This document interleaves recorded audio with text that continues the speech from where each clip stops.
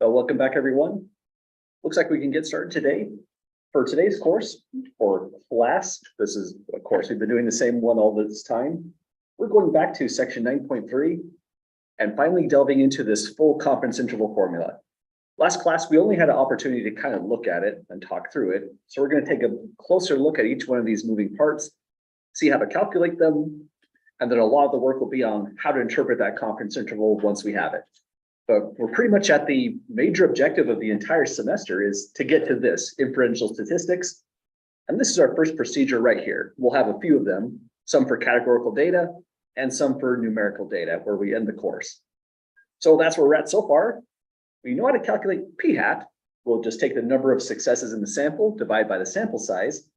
Standard error, we've also practiced with that in section 8.2. The only thing we haven't hit on is that thing there, and I guess that's pink, Z star. So once we calculate this and see how to calculate it, we'll be in great shape to run through the entire interval. Well, any questions, folks, at the moment? Okay, let's jump back in and see how all this goes. For our new quiz that's posted right here, pretty much it's the same kind of problems that we're looking at in section 9.3. And I did post an additional exercise, since I feel like 3 is probably good for this kind of content, just to get some more variety. So here's, once again, right where we left off. For this, we have to have a random sample, and is going to always denote the sample size. We've been keeping that common since our first class. Then there's a couple conditions to check. We have to have a random sample or enough information to know that it ought to be random, the way the data was obtained. But these are pretty difficult matters right here on the first condition. On that first condition, really to check that once and all for all, whether you really have a random sample or not, you had to have been the person in charge of that study from the day it was just on paper to actually collecting the data, concluding and doing everything from start to finish. For us, we're outsiders looking into a study that already happened.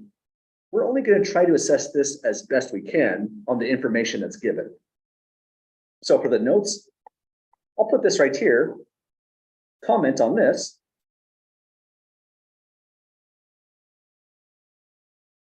Only based on given information. For example, the problem might say we have a random sample of size 100. Then we'll say, yes, that condition's met. We really have a random sample. They told us so. Sometimes they never say if it's random or not.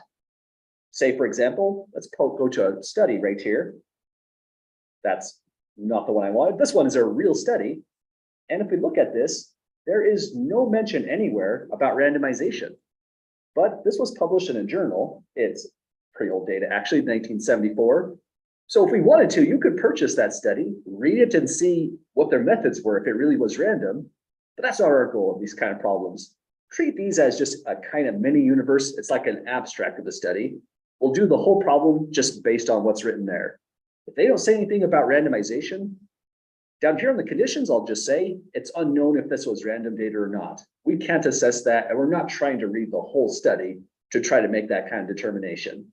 So really, on this first condition up here, we're just going for really fast comments. But this condition down below, this is the one we should check.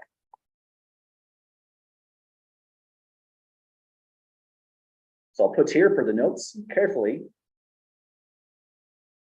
Check this condition.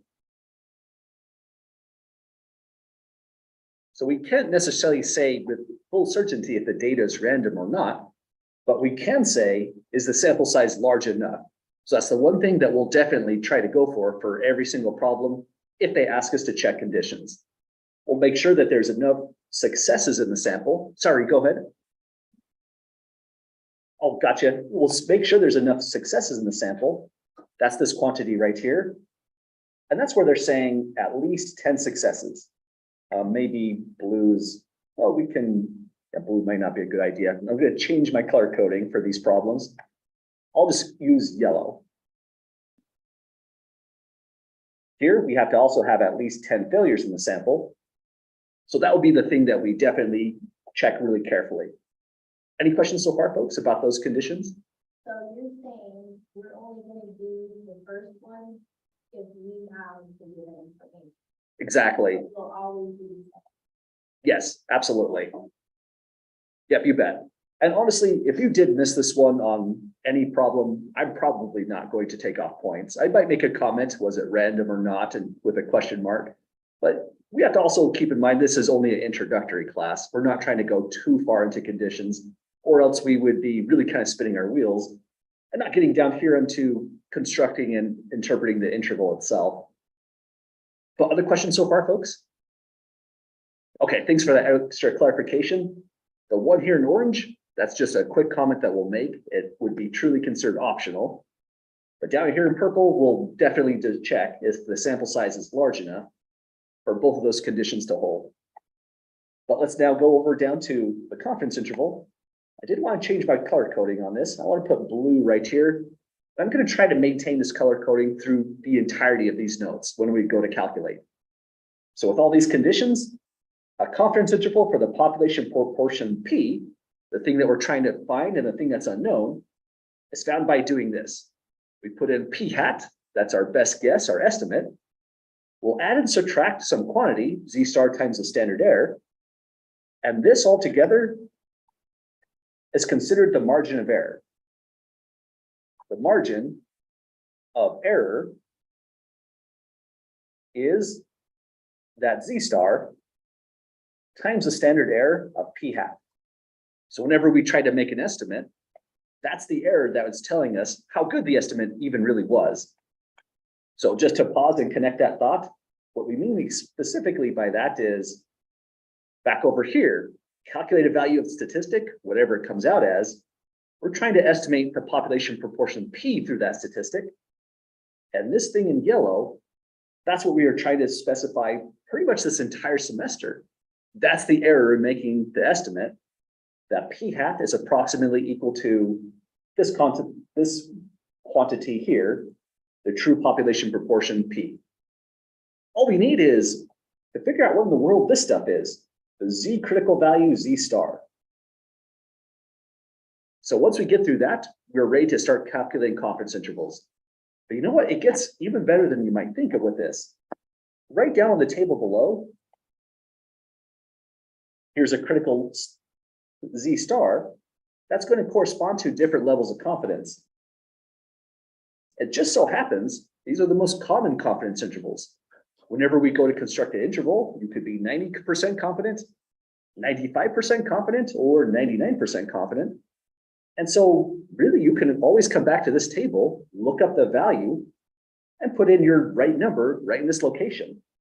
Notice that at 95% confidence, it's 1.96. That's essentially the empirical rule. 95% of the central area is 2 standard deviations to the left, 2 standard deviations to the right. And this value is just a little bit more precise. It's really 1.9600 rounded together. But we also have to know what to do if the problem doesn't have this kind of confidence. It's entirely plausible a question could say, calculate this confidence interval at, say, 96% confidence. We need a different critical number there. And so let's also just show how to get those critical numbers for in case when it comes up. Any questions first before we give that a try? Okay, well, maybe first let's put just a fast note here. This is an important table.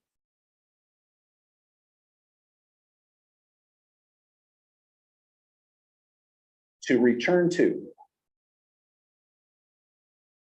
as these are overwhelmingly the most common confidence values that you'll see in your work, whether in WebAssign, quizzes, or exams. So let's try this one more time. Let's say for just a really fast problem, find the value of Z star, that critical number,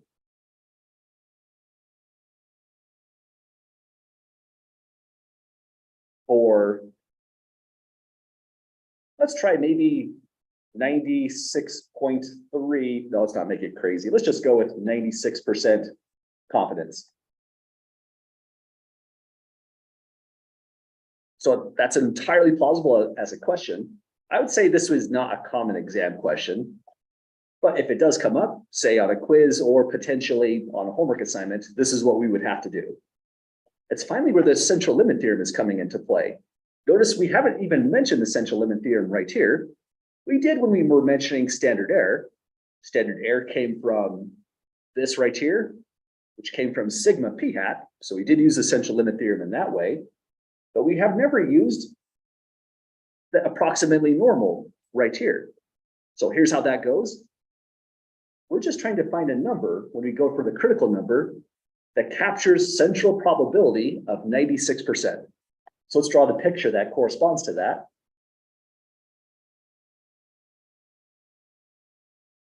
The critical number comes from a normal distribution where the mean is 0 and the standard deviation sigma is exactly 1. So every computation of critical numbers always has that information. We're just counting the number of standard deviations. You have to go away from p hat in order to capture 96% central probability. So 0 is right here. We need a number.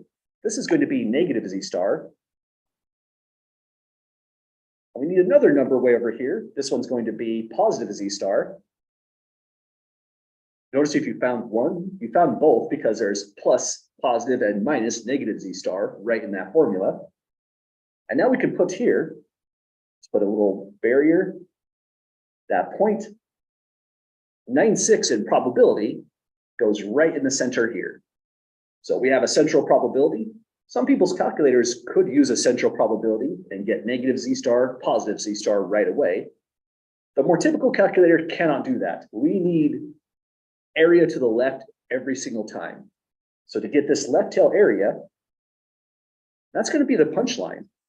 If I can specify that area, we'll put this into the inverse norm function in our calculator. It'll give us both negative z star and positive z star immediately.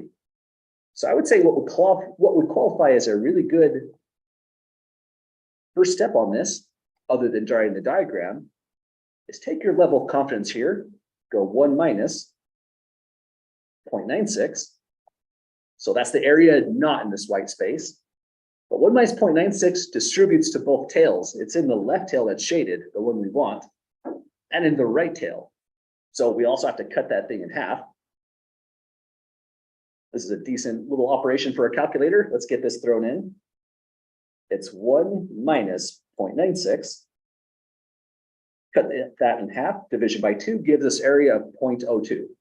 We didn't have to put it in the calculator, but that's the process if we got a weirder percentage, for example. So 0.02, let me put a better arrow here, goes right into that location. So that's pretty much all we needed. If they stayed at confidence, you subtract 1 from that, cut it in half, and then we go to the calculator in inverse norm. In inverse norm, this is going to be input 1 for area. This is input 2, input 3. And because it's only 3 inputs, and probably a better way to say it, because we're using an area, the function will be inverse norm. At this stage, we're pretty much a hop, skip, and a jump away from negative z star. We just have to import that graph, the pertinent information, back to the calculator. So first thing, hit second bars, go to option number 3 for inverse norm. The area in the left tail is 0.02. The mean is 0, standard deviation is 1, so my options are already set here. We could just keep on hitting enter. And this should give us negative z star. Let's take a look at that, see if it even makes sense. At 95% confidence, z star was 1.96, and the more confident you are, the larger z star is.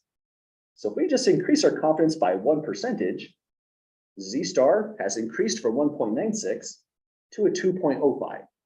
Sure, we're looking at a negative number, right? But that negative number here, negative 2.05, skips across 0 through symmetry, and it gives us the positive number immediately, 2.05. So really, that's the whole process. Take 1 minus 0.96, divide it in 2, throw in that value into your inverse norm, and sure, you've got a negative value, but it doesn't matter. You use the negative value right there. So it's only by convention we state the positive values. If you gave me negative 2.05 as your critical number, that is perfectly acceptable as well. So that now finally specifies all of the moving parts inside of this, but there really are a lot of formulas that we have to get through here. So when I typically ask a question to build and run through this confidence interval, a lot of the questions look like this, multiple parts. It's just our way of dissecting this whole process, looking at not the entire forest, but each individual tree at a time, and then finally give a full conclusion. So that's pretty much how the quiz is designed, and exam problems will be pretty common as well, or pretty similar as well, I mean.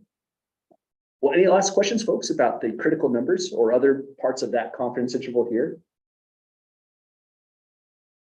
Okay, so pretty much we calculate two numbers. There's two separated because of the plus and the minus. We're going to get an interval of values that's going to capture this thing, the population proportion P, with some certain level of confidence. What we mean by a level of confidence is, if I do a 95% confidence interval, the method we're using has a 95% chance of actually containing the unknown proportion P. There's never full certainty in statistics, unfortunately, but you can increase your certainty if you really want to. If you want to increase it to 100%, unfortunately, the Z star, well, it just becomes infinite. It just gets larger and larger and larger, which means your interval gets so wide, it's of no value. The error is just too large if you want to be overwhelmingly certain. That's why sometimes these are the most common values. And there's nothing special about, say, 95%. 96% is just as nice of a number. It just feels better as a round number, making it slightly more common. But let's now finally put all of this together. Really everything we've done since the first day is so we can do this problem. That's kind of crazy. All that talk about population versus sample, calculating statistics versus analyzing parameters, it's all to do with this kind of stuff. Example one is a made-up problem, but the other examples are actual real data from prior studies that were done in the past. First thing to do to solve this problem is definitely read through it once just to get a feel for it. I'd read through it twice to think about the context. Imagine yourself as the actual researcher sometimes is a really good idea. Imagine what you'd be doing in this study. And then when you do your second read through, start recording the pertinent information that might go in a formula. Let's give this a try right away. It says here, researchers in the development of new treatments for cancer patients often evaluate the effectiveness of new therapies by reporting the proportion, 4%, of patients who survived for a specified period of time after completion of the treatment. That's just pure context. They didn't give us any numbers to work with right there. So let's go to the next line and see what else we got. We have a new genetic treatment of 1,027 patients with a particular type of cancer resulted in 173 patients surviving at least 5 years after treatment. That's some good stuff there. We can write down some values. What I would put here is first, a sample size N. It's either the 1,024 or it's the 173. Probably not the 5 years, that's context. Which value would you all say this ought to be for the sample size? Absolutely. And a good kind of principle with this is in these kinds of confidence intervals, your sample size is probably the larger of the two numbers. So N is equal to 1,024. Next thing I would write down, well, there's still a couple numbers to work with, the 173. This is pure context, just surviving for 5 years. That one doesn't look like it goes into a formula at all. So we should say something about the 173 right here. This is what we would refer to as what the study is the most interested in, surviving for 5 years after the new treatment. So these are the successes in this problem. I would probably write number of successes equals 173. And that's all they gave us in this problem. So after reading through it, trying to paraphrase some of the information into our language, our notation, then we can start beginning the problem in its full. Part A, honestly, it's the hardest part of the whole problem. That's kind of strange in a certain sense. Have you mentioned this before in chapter 1? Talking about a population or talking about a population characteristic, that's what the parameter is right here. That's always pretty confusing, I'd say. Let me fix this notes because I'm trying to get into the habit of using our authors from our textbooks language. Parameter is her second preferred word. She often uses population, characteristic.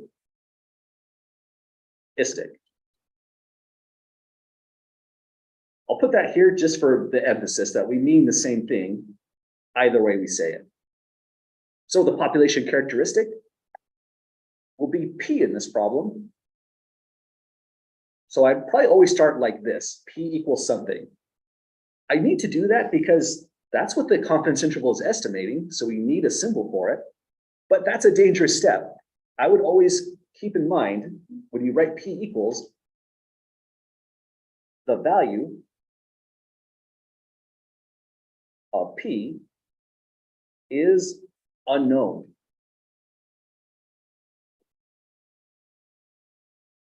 So we can't even put a number right there. That's probably the dangerous step of part A right away. We're just going for, when it says describe, a verbal description, and we have to pull in the context when we go to do that. But here's what you can always say as your very first thing. P is always equal to the true proportion of all, and that's where we start filling in the information to match the current problem. P is always referring to a proportion in this context. I just call it the true proportion because I'm thinking of the statistic, which is just an estimate. Here, this is the exact value for the population. And we're emphasizing we're talking about the population when we say all. But now it's all of something. Anyone see what ought to go here? Proportion of all what exactly?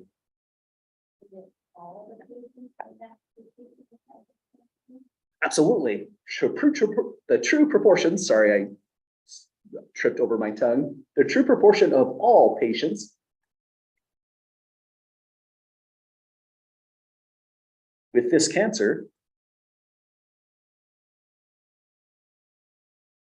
that will, well, we're getting there. The true proportion, when we say patients with this cancer, we're just thinking about the population, all patients with that form of cancer. But P is a percentage of something. So it's going to be all of the cancer patients that will something has got to happen to those patients. Anyone see what to fill in right here? Exactly. We're talking about the successes now when we say that. Not the 173, we're talking about all potential successes. And a success means surviving at least 5 years.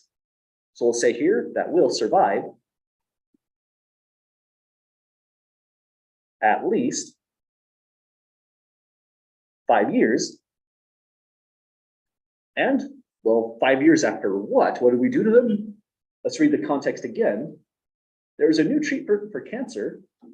And it says here, they were giving a new genetic treatment.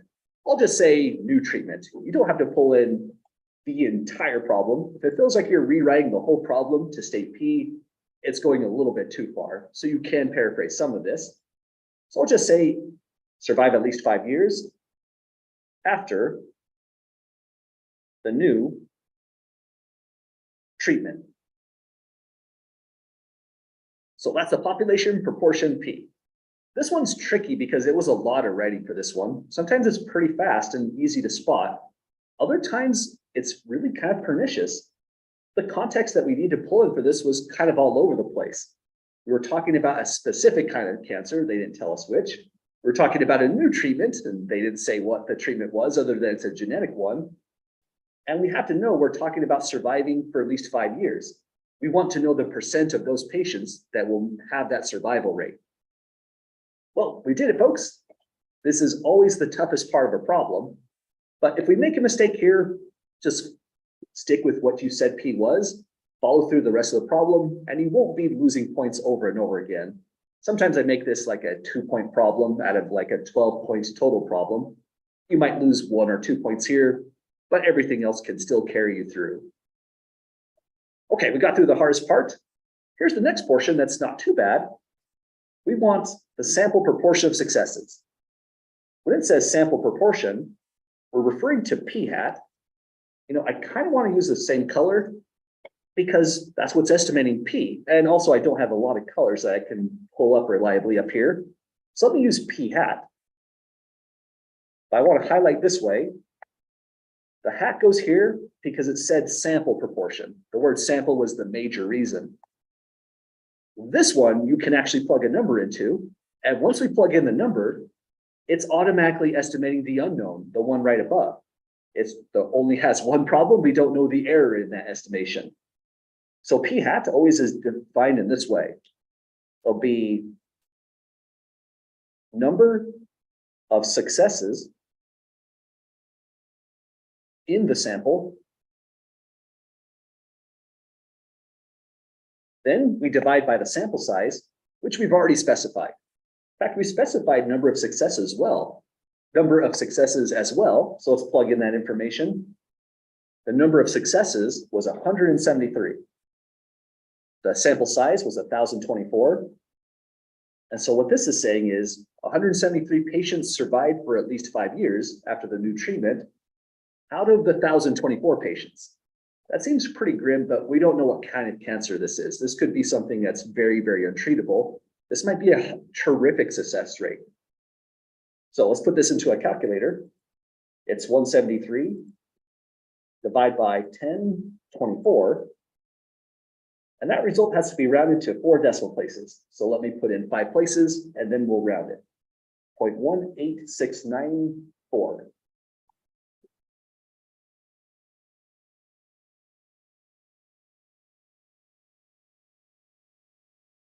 Then we can round this. Looks like it's going to round down this time. The 5th place is less than 5. So it becomes 0.1869. Let me just double check the calculator that I copied those right. Oh, weird. What I do? 1689. I think I dyslexia that a little bit. Let me try this once more. And that's a struggle with WebAssign. If I saw this on your paper, I might not even take a point off on that because you have the right information. But WebAssign doesn't care. WebAssign's kind of cold-hearted. So let's put in the right value, 0.16894. Thanks for spotting that. 0.16894, rounding to 0.1689. Okay, we've got it. That's the sample proportion of successes. So automatically we can say the true proportion of successes for survival at least 5 years, it looks like it's about 17%. But we need to say what is the margin of error on that and capture it in an entire confidence interval. To do that, here's the next thing we're going to construct, the standard error itself. When you see this, that's really a concept check. We have to know that standard error is referring to this object. SE stands for standard error. It'll be the standard error of the statistic p hat. And by formula, it goes like this. We'll throw in p hat.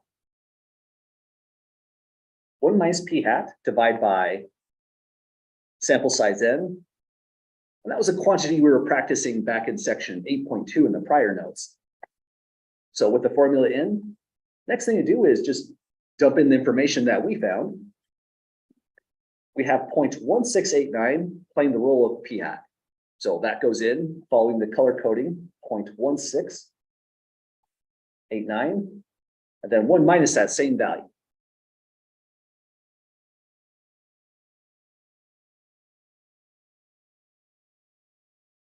Then finally, divide by the sample size. I'm struggling with my colors here. There we go. The sample size up above was the 1024. And I'll put the value right down below and approximate it right after. So this is the pivotal point of this entire problem. Oftentimes people have really great understanding of the process. They quiz well on it, they test well on it, but this is the hang up in WebAssign because it's probably the trickier thing we put in a calculator for WebAssign. So let me know if you have your calculator out and you're practicing along, if you're getting a different value. I can show a different way to calculate this like we did before. I'm going to try the one line approach, just put it all in. First thing you need is to hit second, power 2 key. Now we go top to bottom, reading left to right. 0.1689, a parenthesis that opens, 1 minus 0.1689, and go to this one to close that parenthesis. Immediately hit your division key to correspond to that division here and type in 1024.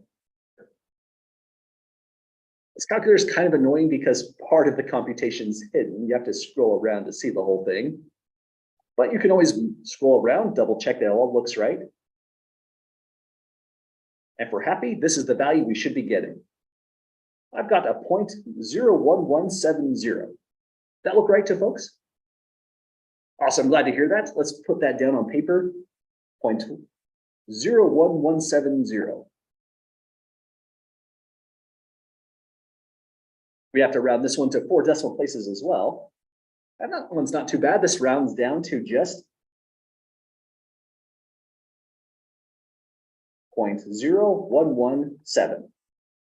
So we're going to need all of these numbers so far. We need the p-hat value. We need the 0.0117. And now before we get any much further, we should double check if the conditions are even met for this. Let's take a look at the problem once again. This would be another time to reread through this. What I'm hunting for in my next reading through is, I want to know if they told us anything about randomization. That was purely context. They didn't mention anything about the study on the first sentence here. The new sentence just says, we have 1,024 patients with some cancer. Some of them survived, but they didn't tell us how they got those patients. So all I would say on this to start off with the conditions, here's condition 1. It is not known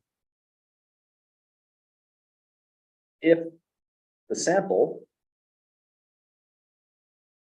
was random. So that's the best we can do with this kind of problem. Even if it was a real study, like we're going to see in the next problem, I would encourage you only look into that study if you're curious about it, you have the extra time and you just want to. You'll never have to actually download those articles. Some of them you have to still pay for, even if the data was from the 80s, to just determine if it was random or not. But here's part 2. Part 2, we will check. Part 2, we're just trying to see if the sample size is large enough. For this, let me pull down the information from the big overall formula here. I think part 2 is tricky because they give us 2 ways to calculate. There's the formulas n times p-hat, and there's also just the statement, at least 10 successes. And the way you do this problem is going to depend on the way they gave us the information. If they gave us the statistic p-hat, if we didn't have to calculate it ourselves, then I would have used that formula up above. But they didn't do that. They just told us 173 survived, but that's the number of successes. So I'm going to put this down here temporarily, just to show how I would probably answer it this time. I'm going to answer it by this portion of the problem. We can say here, those are the successes they gave us, the survivors. There is 173, which is indeed greater than or equal to 10 successes. And we need to calculate the failures in the sample. That also has to be at least 10. But to do that, we just go to the sample size. That's it right here. The sample size was 1,024. And take 1,024, subtract the number of successes, and that'll be the number of failures in the sample. Successes and failures have to total back to the sample size, in other words. So let's go 1,024 minus 173, and we have 851 failures in the sample, which is indeed greater than or equal to 10.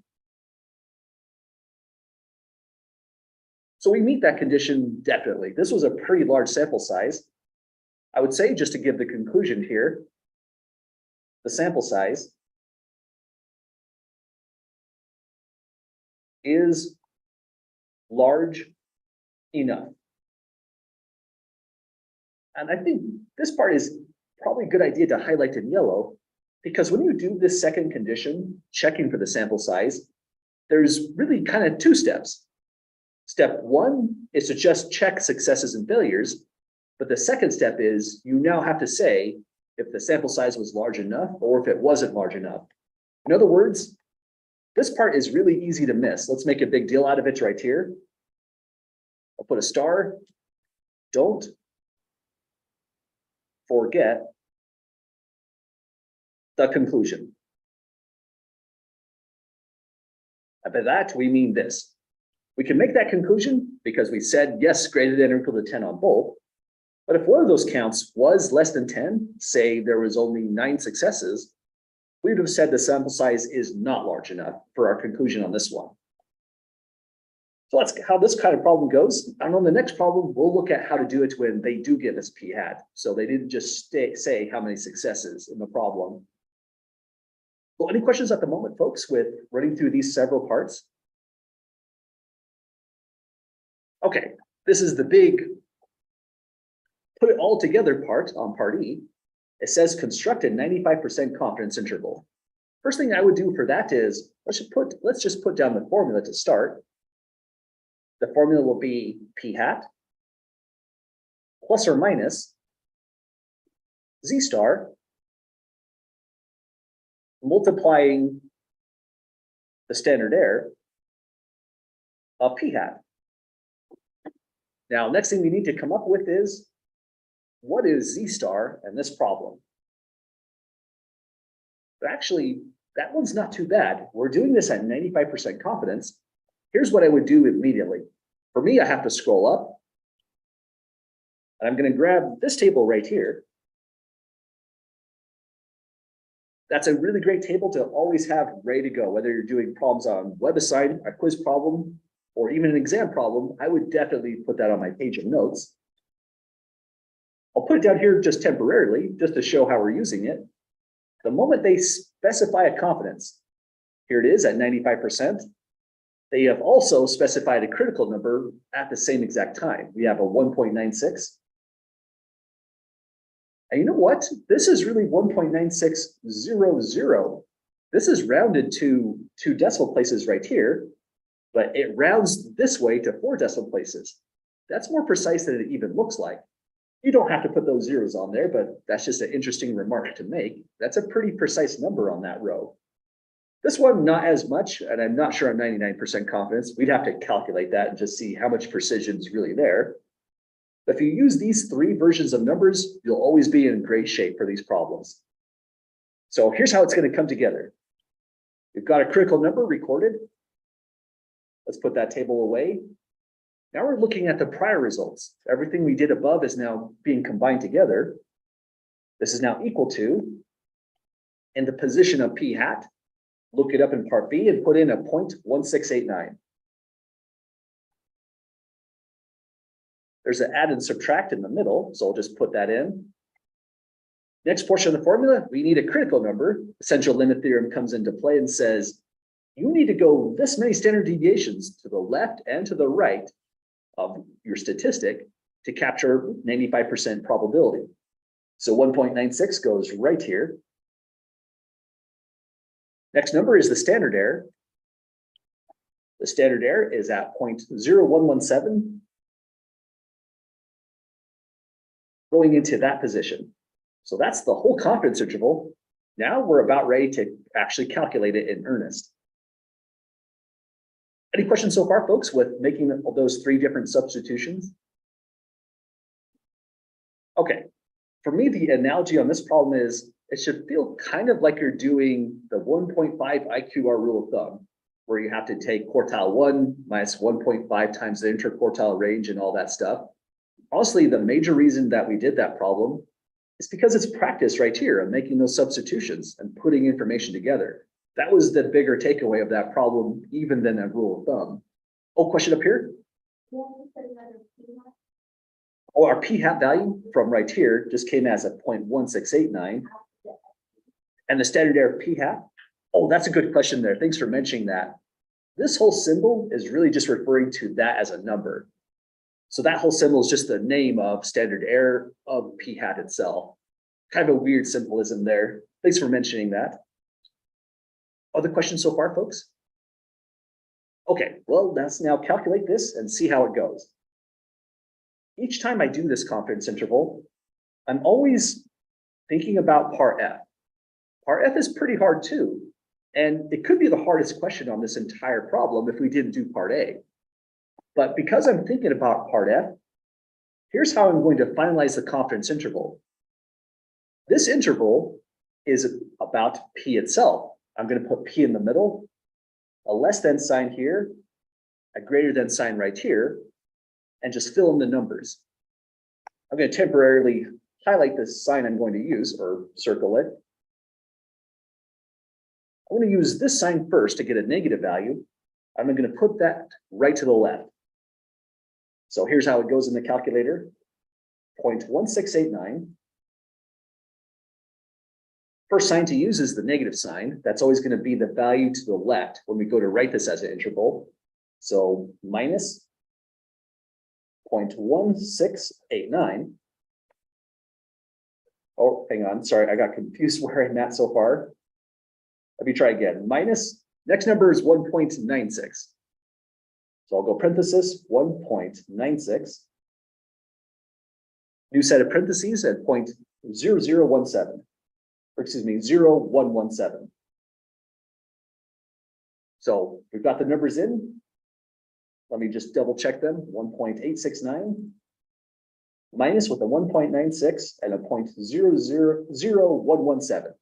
Having trouble saying those zeros. Only one of them. Hit enter on that, and that's going to be our lower bound of the confidence interval. Notice we're rounding to 3 decimal places now. Only reason we round to 4 is we wanted a little bit of extra precision before we came to the final result down here. So it's a 0.14. Let's call this a 0.146 after rounding to 3 decimal places. Well, we've got the lower bound. Now we just need to do the upper bound, the number to the far right. And here's the really good trick on this. If you're like me and putting in the numbers accurately with perfection every single time is kind of a struggle, instead do this. Go up arrow, highlight that line right there, hit enter. Now use the left arrow.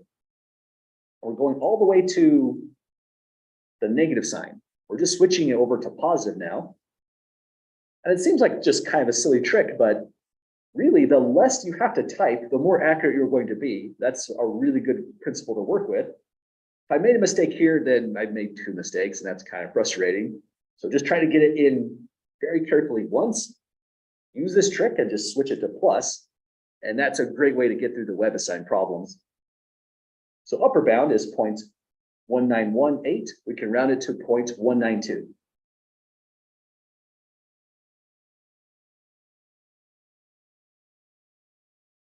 So we just about have it, folks. Also, it's important to recall when you look at all this on paper finally, P hat is definitely not the same as P. The P hat was the statistic. And the P down here, this is the population characteristic. Or you could say parameter. So finally, all we have to now do is give a practical interpretation of that confidence interval using the supplied context. Well, any questions, folks, before we go for our practical interpretation? Okay.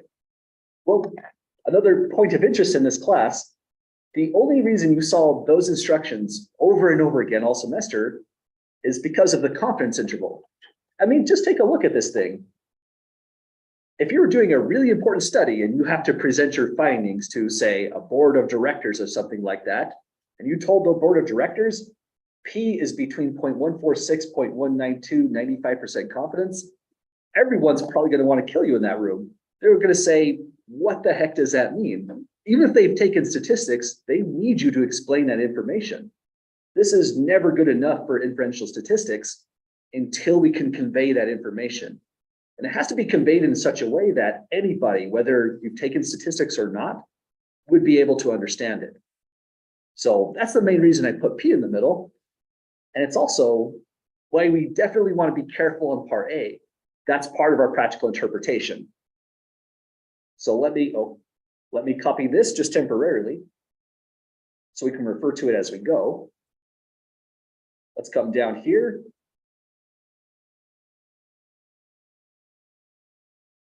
And this is what a practical interpretation finally is going to look like.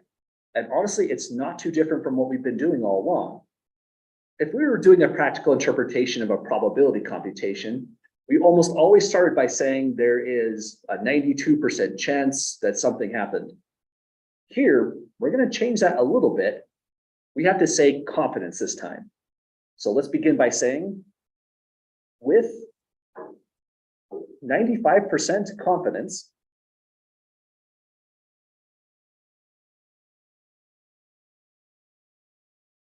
so that portion followed the yellow highlighting. If they said 96% confidence, we would have to duplicate it here.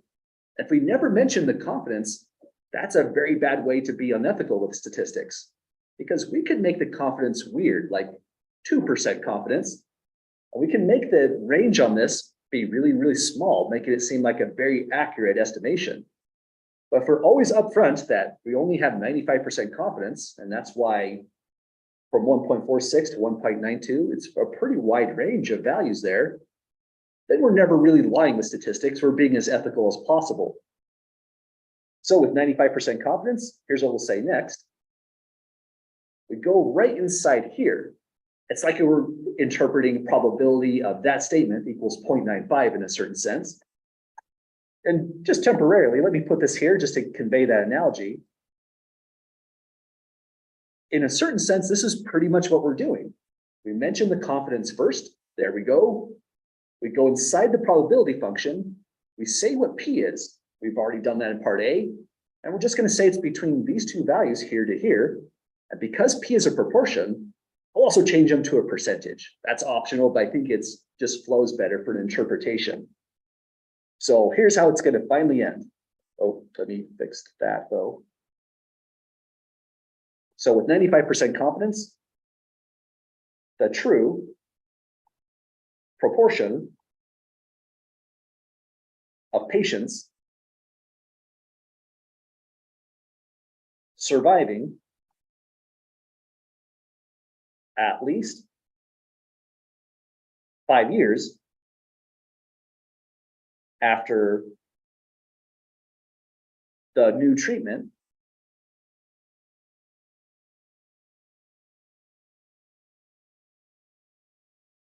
okay, we've said P. I noticed I left a couple things off on there. I didn't mention there was a specific cancer. I didn't mention, let's see, I did mention the new treatment, but we did say surviving here. And I'd say that's okay for this kind of problem. You don't have to mention every single ounce of the context, especially if you've already done part A. You can paraphrase it a little bit here as well, as long as it's easily conveyed what you're meaning. When you're saying surviving, we're talking about surviving cancer, and we're talking about a new treatment here. So we did bring some of the context. They'll go back to the interval. P is between two numbers, so I'm just going to literally say is between. And now let's take these numbers. I'm just going to convert this to a percentage and say 14.6% and 19.2%. Now we're done with this here, and that's the whole interpretation of that confidence interval. After they run this study, we can now say this new genetic treatment is effective in that the proportion surviving 5 years, anywhere between 14.6 and 19.2%. Well, we did it, folks. We never knew the value of P whatsoever, but with just 1,024 patients, if that really was a random sample, this is describing the population. There's a great deal of error there. There's some range in that percentage, but that's the nature of statistics. Any questions at all, folks, before we call it a night? Okay, we'll be redoing, well, not redoing this problem, but we'll be doing these confidence interval problems again next class. I have 2 more that I'd like to solve. And if we have to do them coming back on Monday just to finish off that last one, we'll definitely make that happen. Have a great night, folks. And after this section, we'll be in chapter 10 for hypothesis testing.